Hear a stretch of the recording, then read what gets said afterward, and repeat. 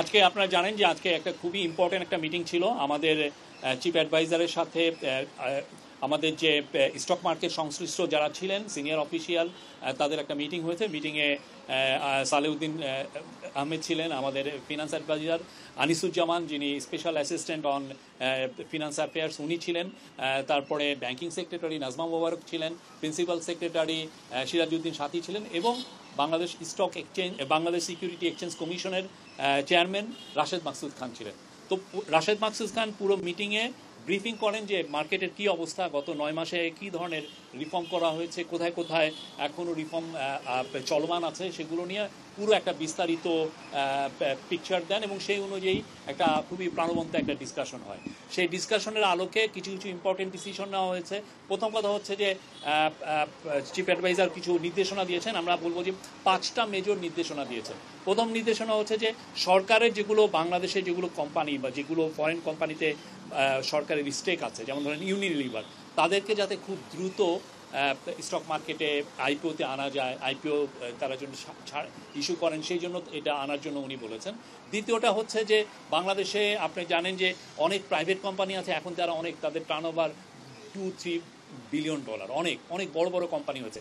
বাংলাদেশের তো সেই 20-30 বছর আগের বাংলাদেশটা অনেকগুলো কোম্পানি অনেক বড় হয়েছে, তাদের অনেক বড় বড় ভেঞ্চার আছে।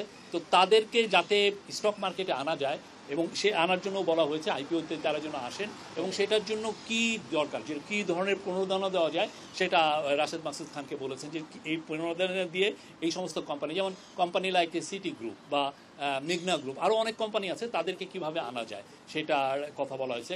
তৃতীয় হচ্ছে যে আপনি জানেন স্টক মার্কেটে ভেস্টেড ইন্টারেস্টের লোক অনেক ধরনের ভেস্টেড ইন্টারেস্ট আছে। ফলে দেখা যায় যে আমরা রিফর্ম নিলেও অনেক সময় রিফর্মগুলো ঠিকমতো কাজ করতে চায় না, বা এরা রিফর্মগুলোর বিরুদ্ধে দাঁড়িয়ে যান। তো এটার জন্য এই স্টক মার্কেটে যাতে খুব ডিপ রিফর্মটা ক্যারি আউট করা যায়, এবং এমন ব্যক্তি যাদের আসলে এইখানে কোনো ইন্টারেস্ট নাই, এই রকম একটা রিফর্মের কথা চিফ অ্যাডভাইজার বলেছেন। উনি বলেছেন সেট অফ ফরেন এক্সপার্টকে আনতে বলেছেন, যারা এসে 3 মাসের মধ্যে পুরো রিফর্মটা তারা ইনিশিয়েট করবেন বা ক্যারি আউট করবেন। এইটার একটা সেট অফ ফরেন এক্সপার্টকে আনতে বলেছেন। ফোর্থ হচ্ছে হলো আমাদের, আপনি জানেন যে স্টক মার্কেটের বা স্টক মার্কেট রেগুলেটর বা এই যে এই সংশ্লিষ্ট সমস্ত যারা এজেন্সিগুলো আছে বা অফিসগুলো আছে, ওইখানে অনেক ধরনের দুর্নীতি আছে, দুর্নীতিগ্রস্ত অনেক এর বিরুদ্ধে অনেকের অনিয়মের কথা শোনা যায়। তো চিফ অ্যাডভাইজার বলেছেন যে যাদের বিরুদ্ধে অনিয়মের অভিযোগ আছে খুব দ্রুত তাদের ব্যবস্থা নিতে, এবং এই যাতে পুরো স্টক মার্কেটে এক ধরনের বার্তা পৌঁছায় যে কোনো ধরনের কোনো অনিয়ম বরদাস্ত করা হবে না। আর 5 হচ্ছে যে আপনি জানেন যে বাংলাদেশে যে যারা বড় বড় কোম্পানি আছে, তারা মার্কেটগুলোর থেকে ব্যাংকগুলোর থেকে তারা আসলে ঋণ নেন, অনেক সময় সিন্ডিকেটেড লোন নেন, অনেকগুলো ব্যাংকগুলোর থেকে 1000-2000 কোটি টাকা তারা ঋণ নেন একটা বড় প্ল্যান্ট সেট আপের জন্য। তো এইটার জন্য বলা হয়েছে যে এই ঋণটা যাতে এটাকে নিরুৎসাহিত করে কিভাবে এই ঋণে না যেয়ে কিভাবে তারা বন্ড ইস্যু করে বা স্টক মার্কেটের মাধ্যমে কিভাবে তারা তাদের ফান্ডটা রেজ করতে বা ক্যাপিটালটা রেজ করতে পারেন, সেই বিষয়ে বলা হয়েছে। আমি আবারও বলবো যে খুবই প্রাণবন্ত আলোচনা হয়েছে।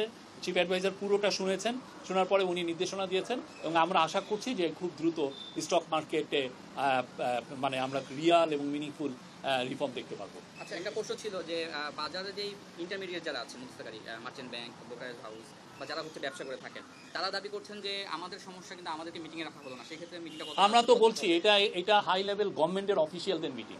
আপনারা দেখবেন আমাদের কাজগুলো হওয়ার পর সবাই, আমরা মনে করি যে যারা যারা স্টেক হোল্ডার সবাই বেনিফিটেড হবেন, সবাই একটা স্ট্রং ভাইব্রেন্ট স্টক মার্কেট দেখতে পাবেন।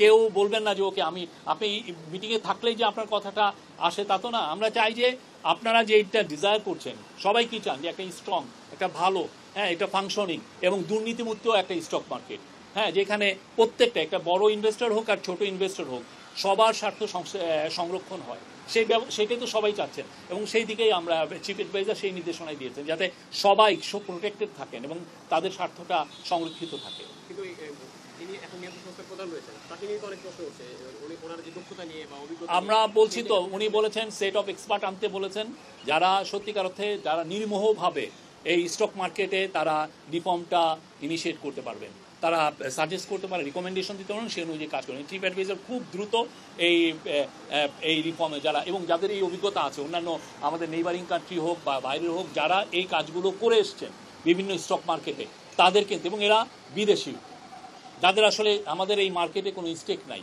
এরকম এক্সপার্টকে